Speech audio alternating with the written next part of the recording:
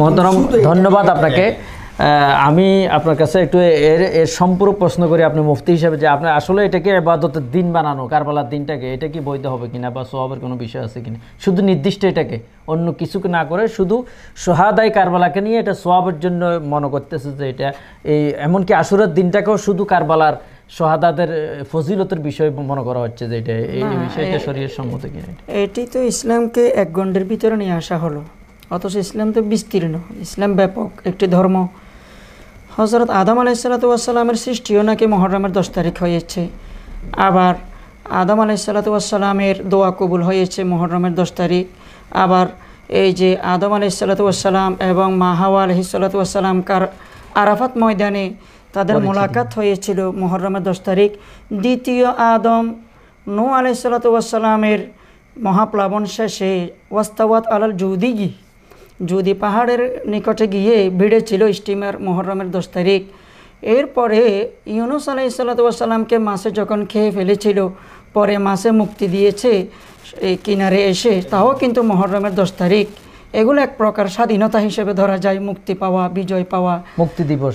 আস্তে আস্তে নমরুদ অগ্নিকুণ্ডে ইব্রাহিম আলাইহিসসালামকে নিক্ষেপ করেছিল।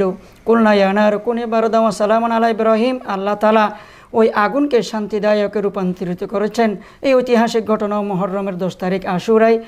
তারপরে হযরত মূসা আলাইহিসসালাম এবং বনী ইসরায়েলকে ফেরাউনের অত্যাচার নির্যাতন থেকে স্বাধীনতা দান করেছেন আল্লাহ তাআলা এই দিনেই। বোঝা যায় কারবালার কারণে আশুরা হয়নি, আশুরা কিন্তু পৃথিবীর সূচনা লগ্ন থেকে ছিল। পৃথিবীর ঐতিহাসিক সমস্ত ঘটনা প্রবাহ আপনি বলতে যাচ্ছেন যে এগুলো সাক্ষী দেয় যে আশুরা পৃথিবীর সূচনা লগ্ন থেকে ছিল। তাই আমরা যদি শুধু মনে করি এই ফোরাত নদীর তীরে ইরাক দেশে কারবালা চরে হুসাইন রাদিয়াল্লাহু তাআলা আনহু, আলী এবং ফাতেমা রাদিয়াল্লাহু তাআলা আনহুমার কলিজার টুকরা সন্তান রাসূলের নাতি, উনি শহীদ হওয়ার কারণে কারবালা, উনি শহীদ হওয়ার কারণে মুহররমের 10 তারিখ, উনি শহীদ হওয়ার কারণে আশুরার সৃষ্টি, এটি কিন্তু সম্পূর্ণ ভুল আকীদা, সম্পূর্ণ ভুল ধারণা। এই জন্য এই গণ্ডি থেকে আমাদের বের হতে হবে। ধন্যবাদ।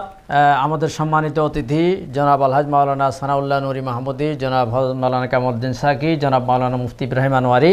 তো আমি সমগ্র অনুষ্ঠান জুড়ে এতক্ষণ পর্যন্ত আপনাদের সাথে ছিলাম। সম্মানিত দর্শক শ্রোতা, দেশে এবং দেশের বাইরে কর্ণফুলী চ্যানেলের আজকের এই অনুষ্ঠানটি যারা আশুরা উপলক্ষে দেখছেন, সকলকে এটা দেখে আমল করার জন্য আমি অনুরোধ জানাচ্ছি এবং পাশাপাশি আপনাদেরকে বিনীতভাবে আবেদন জানাবো যে ওলামায়ে কেরাম যে কথাগুলি বলেছে আমরা যেন এগুলি মাথায় নিয়ে যেন আল্লাহ পাক আমল করার তৌফিক দান করেন।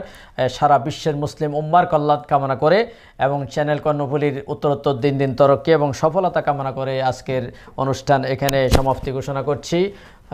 মা আলাইনা ইল্লাল বালাগ। আসসালামু আলাইকুম ওয়া রাহমাতুল্লাহি তাআলা ওয়া বারাকাতুহু।